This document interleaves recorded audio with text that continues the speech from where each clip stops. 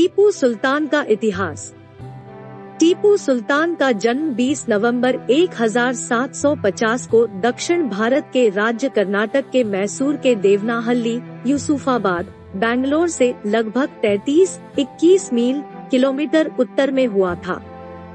इनका पूरा नाम सुल्तान फतेह अली खान साहब था। योग्य शासक के अलावा टीपू एक विद्वान और एक कुशल सेनापति थे। इनके पिता का नाम हैदर अली और मां का नाम फकरुन्निसा था। टीपू एक परिश्रमी शासक, मौलिक सुधारक और एक कुशल योद्धा थे। टीपू को अनेक भाषाओं का ज्ञान था। वह अपने पिता की तरह निरंकुश और स्वतंत्र शासक था। वह अपने पिता की तरह अत्यधिक महत्वाकांक्षी कुशल सेनापति और चतुर कूटनीतिज्ञ था। टीपू सुल्तान ने काफी कम उम्र से अपने पिता से युद्ध एवं राजनीति सीखना आरंभ कर दिया था। उन्होंने 15 साल की उम्र से अपने पिता के साथ जंग में हिस्सा लेने की शुरुआत कर दी थी। वह अपने पिता के समान कूटनीतिज्ञ एवं दूरदर्शी था। प्रजा की तकलीफों का उसे हमेशा ध्यान रहता था। टीपू सुल्तान ने गद्दी पर बैठते ही मैसूर को मुस्लिम राज्य घोषित कर दिया। टीपू सुल्तान को मैसूर का शेर भी कहा जाता है। इसके पीछे एक कहानी है कि वह अपने एक फ्रांसीसी दोस्त के साथ जंगल में शिकार करने गए थे और तभी एक शेर ने उन पर हमला कर दिया और उन्होंने जुगत लगाकर तेजी से कटार से शेर को मार दिया। टीपू सुल्तान जब 15 वर्ष के थे तब उनके पास सिर्फ 2000 सैनिक थे, लेकिन अपने साहस और कूटनीति के बल पर उन्होंने मालाबार की बड़ी सेना को हरा दिया था। टीपू सुल्तान एक मुस्लिम शासक होने के बावजूद उन्होंने कई मंदिरों में तोहफे पेश किए। श्रीरंगपट्टन के श्रीरंगम रंगनाथ मंदिर को टीपू ने 7 चांदी के कप और 1 रजत कपूर ज्वालिक पेश किया। मेरकोट में सोने और चांदी के बर्तन हैं।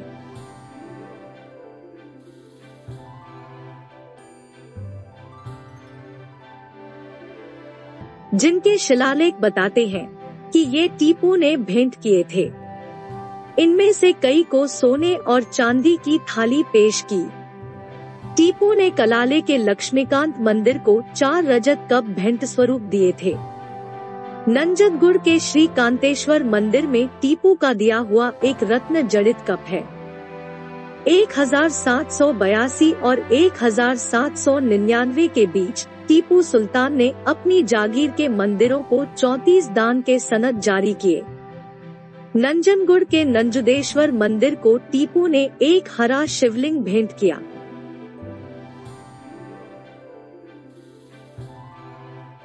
तृतीय मैसूर युद्ध 1790 से 1792 तक लड़ा गया। इस युद्ध में 3 संघर्ष हुए। 1790 में 3 सेनाएं मैसूर की ओर बढ़ी। उन्होंने डिंडिगल, कोयम्बटूर तथा पालघाट पर अधिकार कर लिया। फिर भी उनको टीपू के प्रबल प्रतिरोध के कारण कोई महत्व की विजय प्राप्त न हो सकी। 1786 में लॉर्ड कॉर्नवालिस भारत का गवर्नर जनरल बना।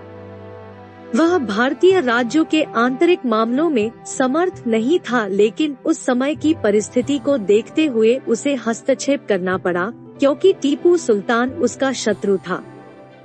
इसलिए उसने निजाम के साथ संधि कर ली। लॉर्ड कॉर्नवालिस ने दिसंबर 1790 में प्रारंभ हुए अभियान का नेतृत्व अपने हाथों में ले लिया। वेल्लोर और अंबर की ओर बढ़ते हुए कॉर्नवालिस ने मार्च 1791 में बंगाल पर अधिकार कर लिया और राजधानी रंगपट्टम की ओर बढ़ा। लेकिन टीपू की रणकुशलता और भूध्वंसक नीति के कारण अंग्रेजों को कुछ भी हासिल नहीं हो सका।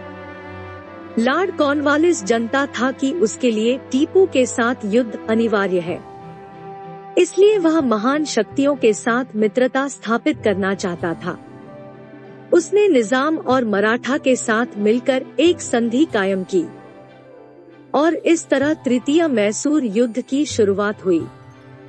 मार्च 1792 में श्रीरंगपट्टन की संधि के साथ युद्ध समाप्त हुआ। टीपू ने अपने राज्य का आधा हिस्सा और 30 लाख पौंड अंग्रेजों को दिया, कुछ हिस्सा निजाम और मराठों को मिला। टीपू सुल्तान के राज्य की सीमा तुंगभद्रा तक चली आई। शेष हिस्सों पर अंग्रेजों का अधिकार रहा। टीपू सुल्तान को इस युद्ध में भारी क्षति उठानी पड़ी।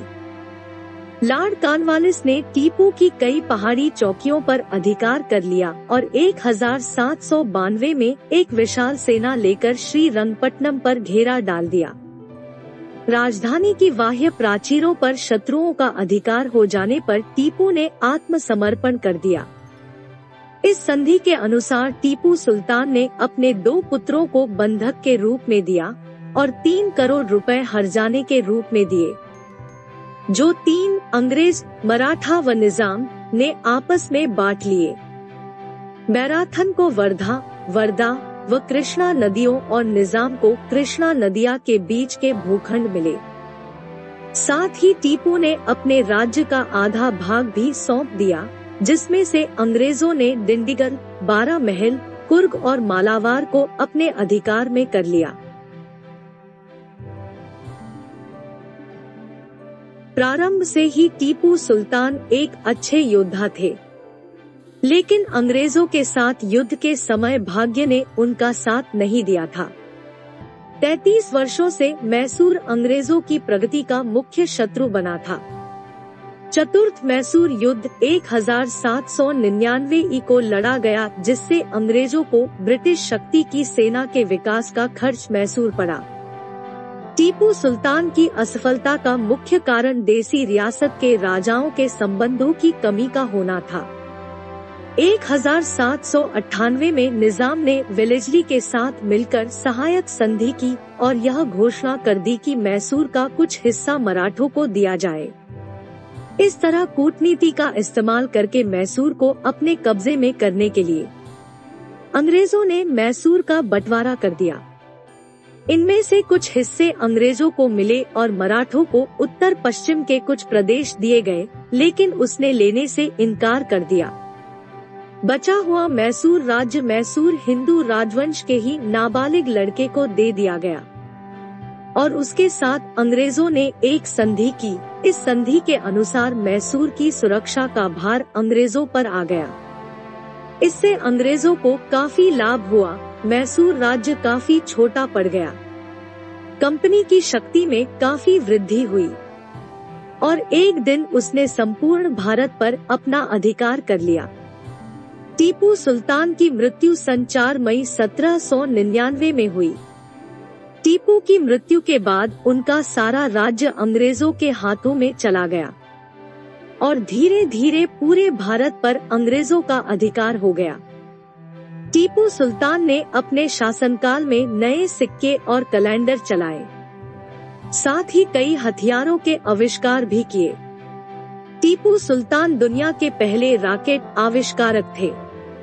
टीपू सुल्तान ने लोहे से बने मैसूरियन रॉकेट से अंग्रेज घबराते थे।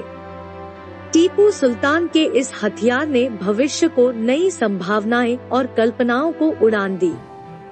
ये रॉकेट आज भी लंदन के म्यूजियम में रखे गए हैं। अंग्रेज टीपू सुल्तान की मृत्यु के बाद उस रॉकेट को अपने साथ ले गए थे। टीपू सुल्तान ने अपने इस हथियारों का बेहतरीन इस्तेमाल करके कई युद्धों में जीत हासिल की। टीपू ने फ्रांसीसी के प्रति अपनी निष्ठा कायम रखी।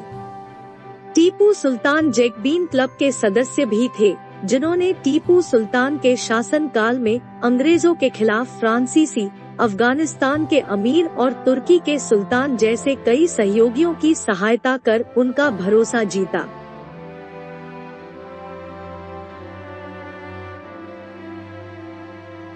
टीपू सुल्तान की तलवार का वजन 7 किलो 400 था।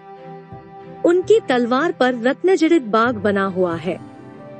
वहीं इस तलवार की कीमत 21 करोड़ के लगभग आकी गई।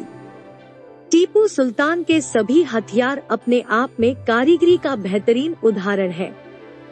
टीपू सुल्तान की अंगूठी 18वीं सदी की सबसे विख्यात अंगूठी थी। उसका वजन 41.2 ग्राम था। उसकी नीलामी कीमत लगभग 145,000 पौंड यानी करीब 14,287,665 रुपए में हुई। क्रिस्टी ने इसके बारे में उल्लेख किया है कि यह अद्भुत है। वर्टिकल बार टीपू सुल्तान की